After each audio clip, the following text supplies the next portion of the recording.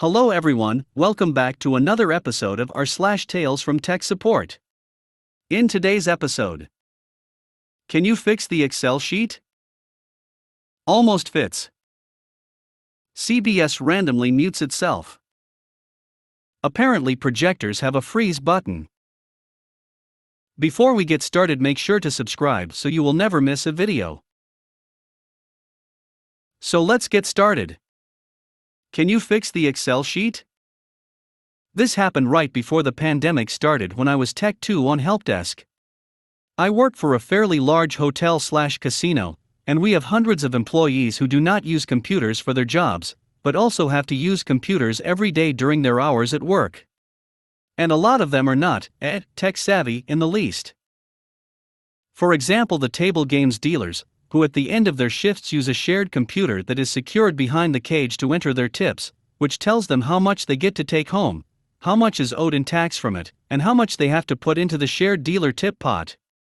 They accomplish this nifty feat with the Excel sheet trademark. One day I'm out on the floor as the only tech on duty, Tech 2. More like Tech I4, and the cell phone rings. I answer, and a kindly-sounding man who barely spoke English informed me slowly that the Excel sheet trademark was wrong. It's wrong? Not putting the right numbers, he says. Okay, I'll come take a look. Now of course it is an IT problem, and the IT department supports such common desktop software, and I'm even moderately proficient with Excel. However, there is one problem, and that is that the IT department, at least the help desk, has no access whatsoever to these files, which are both financial and gaming board related, and I had never seen this particular document before in my life. On arrival, I can see the PC behind the access control door, however I see nobody near it. I shrug, dismiss my security escort, and head back to the office. Time spent, 5 minutes. 5 minutes later, desk phone rings. It's the cage. This time another gentleman, far less grunt-led than the first, asks why IT hasn't fixed the Excel sheet trademark yet. When I showed up there was nobody there. Yeah, well, I'm here now. Okay, if you can tell me the asset number on the white sticker on the computer, I can remote in and take a look right now. He gives me the number, and I tell him to click yes when he sees the prompt, and then I'll take over control of the computer. He asks me if he has to stay on the phone because he has to go and he's already late. I tell him I can take it from there. We hang up, and the madness begins. The 2013 5400 RPM i3 ProDesk creaked to life as it was asked to do the first thing other than Excel calculations since the Windows 10 upgrade. Display black. Boink, it loads. Aha, an Excel sheet. It's complex, a mess. I later came to learn that some smart guy in the games department made it many years ago, and they've just been making copy after copy ever since. In the few seconds I had before chaos struck, I couldn't really even discern definite input cells or output cells. However, several had errors, or were something akin to 1.0822294 times 10 to the power of 12. I click on a cell and am deciphering the formula to trace back what the hell is going on when suddenly a delete key is struck and the cell vanishes. 100 enters a ghost. I furiously Ctrl-Z and try to click out, but now the ghost hand is moving the mouse. Between our movements averaged a random cell, the ghost hand clicks. Another number being randomly entered. The ghost takes over again, at which point I stop fighting and am watching in awe.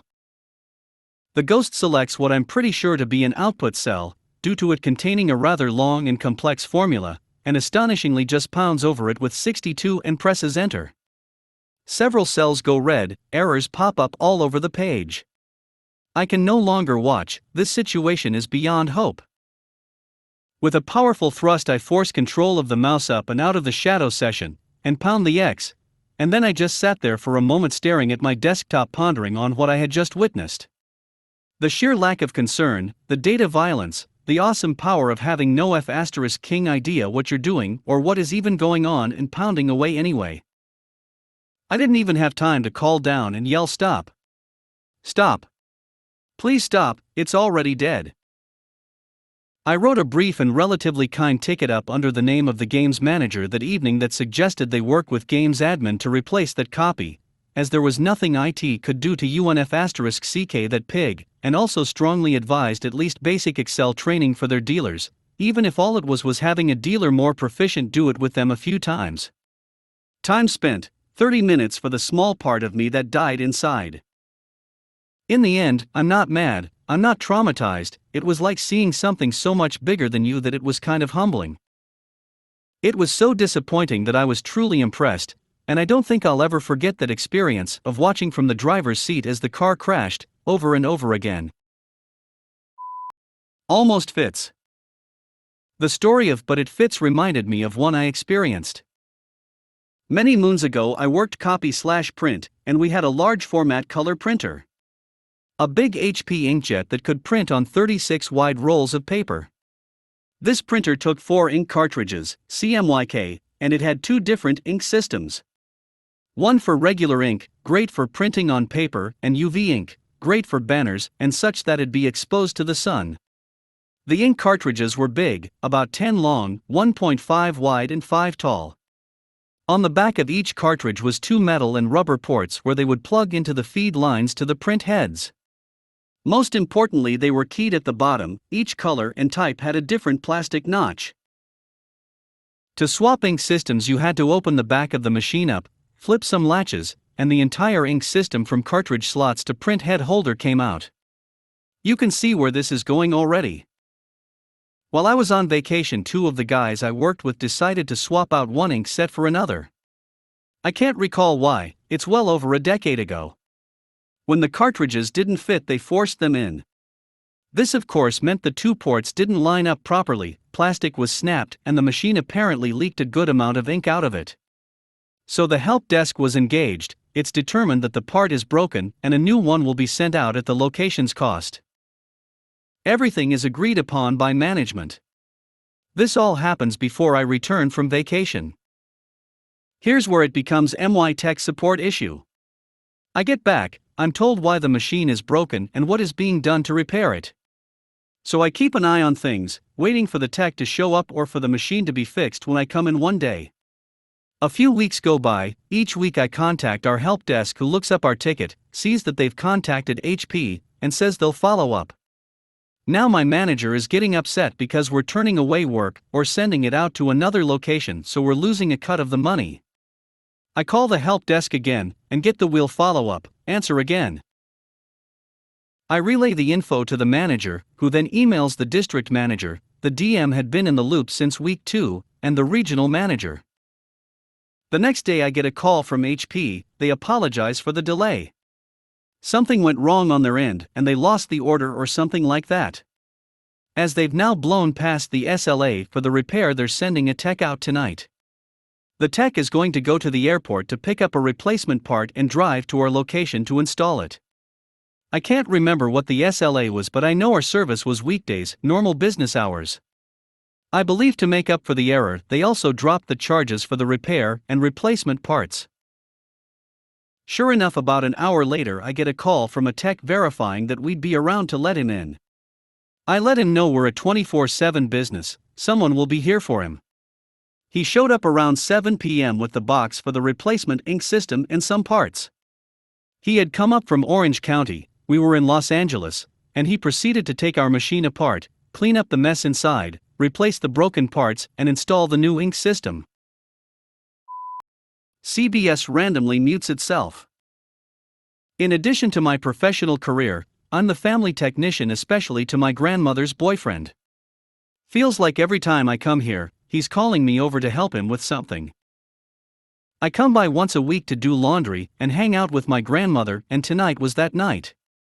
My grandmother's boyfriend, Hank, calls me into the other room where it's super warm, like I'm sweating in seconds of walking in, to ask me for tech support tonight. Hank, can you check out the TV? Like reboot it or something? Channel 2 CBS is always going mute randomly, and now it's spreading to other rooms. I agree, rebooting sounds like a good start, so I unplug all of the fairly hot cable boxes around the house and leave them unplugged for a good 30 or so minutes while I talk with my grandmother. I come back and plug in everything, and they get to watching all these awful shows like Young Sheldon and whatever else was on while I browse Reddit and play mobile games. But I peek my head up every so often and start to notice what Hank was talking about. Randomly throughout commercial breaks, mostly, the sound just goes dead silent. Pretty wonderful to me, but I could understand this was their entertainment. Then I started noticing that throughout all of these shows, there was this really weird narration. I thought it was a strange move by CBS to have so many shows from comedy to drama have this woman in the background describing what's going on in each episode.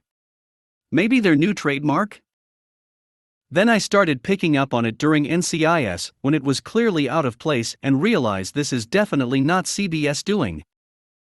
I asked Hank for the remote and checked the accessibility settings and saw someone enabled some setting for narration that was only showing on CBS, not on any other channel we were watching. Disabled that setting, and so far over the last few hours, all is good again. This isn't uncommon at my grandmother's house. Someone is always enabling some weird setting on the TV, and everyone just puts up with it until I come around.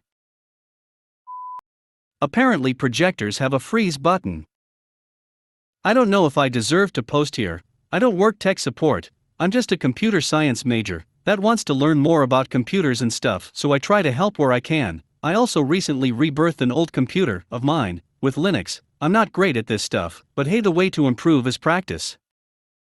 So the projector was frozen on the first side of a PowerPoint. I start by assuming the projector is a second monitor's. I've had minor issues with a second monitor on the past. Turns out the projector has the same signal, so they are both the same monitor, kind of like how two keyboards are treated. I then tried to check the physical connections, and I thought I found the issue. There was a big wire that just wasn't plugged in. I tried to figure out what it was and asked the professor. Eventually couldn't at first. She was talking to the class while I was fixing it. As it turns out, she has never seen that wire before, so I looked around. I then noticed it was plugged into something with a tag that says laptop, which has a switch turned to desktop, and a desktop is plugged in. Turns out that's in case you want a laptop to be plugged in, but you don't have to unplug the main computer. Teachers often teach in different rooms, so maybe it's so they can avoid messing with a coworker's setup. So I decided to check the projector settings, grab the remote, and then just start cracking up. Right below the main controls, I'm an easy place to accidentally press. There's a big button that says freeze. I press it, and suddenly it works. I just continue laughing, and just show 3 teacher/class that there was a freeze button. 1 or 2 laugh a small amount. I was probably the only person and really found it funny. I was also the only one who spent 30 minutes on the problem. Thanks.